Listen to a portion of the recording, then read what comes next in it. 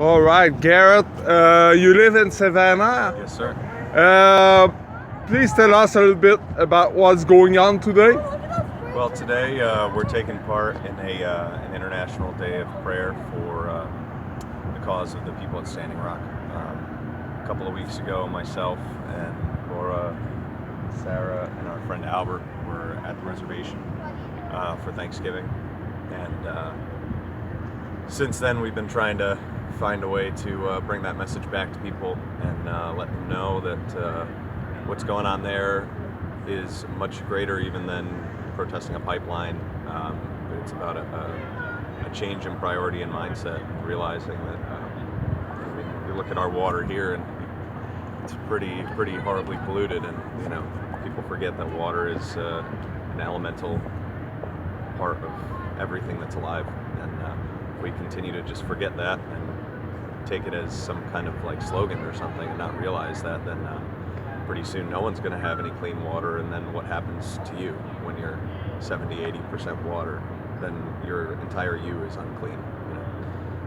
So we're here by the water. We brought some water from North Dakota from our time there, and had a little prayer service and added it to our Savannah River here, and we're just hoping that people understand that this affects everybody, not just folks who are camping out in North Dakota. I can't help thinking about the current political situation. Do you have any thoughts on what has happened lately? I think unfortunately it's not much of a surprise that a culture that's based totally on absolute materialism would pick an absolute materialist way of governing themselves. It's to the point where profit and gain are more important than people's lives and people's future generations. Even the people making decisions that are harmful to others don't realize that those decisions in the future will be harmful to their families. They don't seem to care about that. So, I mean, you can point fingers at either side of the political spectrum, but I think that it's unfortunately not a surprise that this is what our political system has come to. What course of action would you suggest for people who feel the same way you do?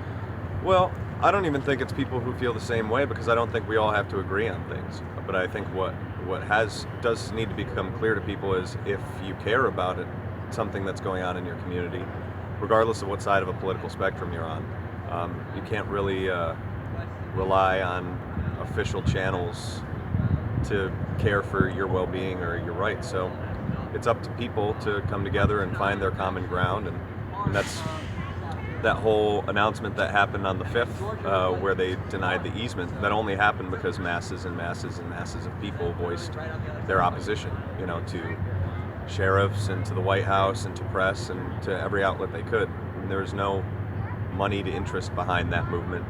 There was no political hierarchy behind that movement. It was people who put aside their religious differences or political differences or national differences and decided, hey, I have a stake in this and I have a voice. And if the only language that people in power listen to is money, then appeal to them as to why it's monetarily in their benefit. Whether that means boycotting businesses that support it. We had an action last week where some of our crew here and some of our other friends, we took our money out of some of the banks that fund the pipeline. That's a way that people can do something. I saw that. I saw a message on Facebook to that effect. It's kind of a little bit tough because it's like a spider web. Literally, these companies have investments just like about everywhere. Yeah. And you just name all the big banks: Citibank, TD Bank, Wells Fargo, SunTrust, Bank of America. They all have a stake in the company. And at this point, you have to look at the way that the water protectors have been treated by the private police and the public police there and the various other forces, and say, well, the companies that are funding this action, is that a company that I want my money to be sitting with? We have plenty of local credit unions that don't engage in the fractional reserve system to the effect that the large banks do, and don't have investments in your capital in companies that support human rights violations. So there's plenty of options for people to still continue banking in a convenient way, but money is the language that they speak, so use your money. If elections are the language they speak, then call up your elected officials and tell them, if you want to get voted in, we expect as your constituents that you speak out against this and you don't put your resources towards it. One of the things that I found that was really impressive from some of the coverage that I saw of it, one of the gentlemen who organized the veterans motion there to stand with the water protectors, he said, the idea of what's happening at Standing Rock should outrage people across the political spectrum. If you're a libertarian and you're for property rights, well, this company just completely wiped through not just the Native American reservation, but also in Iowa through private farms, and then imprisoned people who tried to speak out about it. So libertarians should be furious that their property rights are being infringed upon. Conservatives should be furious that so much money is being wasted by public resources on a project that's not going to create any more jobs because it's almost done. And then all of that oil, or a large percentage of it, is going to be shipped overseas. So that should make conservatives mad. Obviously, it's galvanized the progressive wing of American politics because of the environmental impacts, the breach of law, which apparently, we have a law and order establishment coming in, but when it comes to these private companies breaking the law, they don't, they turn a blind eye because they have a lot of money invested in it. So there are issues from, the rights of indigenous people and the subjugation of minorities, all the way to the right wing of property rights, that people have put aside a lot of those ancillary differences that we're taught to pick at each other and remember how different you are from everybody, remember how everyone's your enemy. People are seeing through that and realizing that, if we continue to allow with impunity these companies to just poison all of our resources that keep us alive. We're not talking about wants, this isn't about your phone, this isn't about something that you really want at the store. This is about one of those few things that people need to live: shelter, food, and water. And if people stop seeing water as a real resource to staying alive, like I said, our river, you couldn't drink out of that if you tried. And we've come to expect that as the norm, that our rivers are so polluted that we have to get water out of a city filtration thing that they add a bunch of fluoride and stuff to.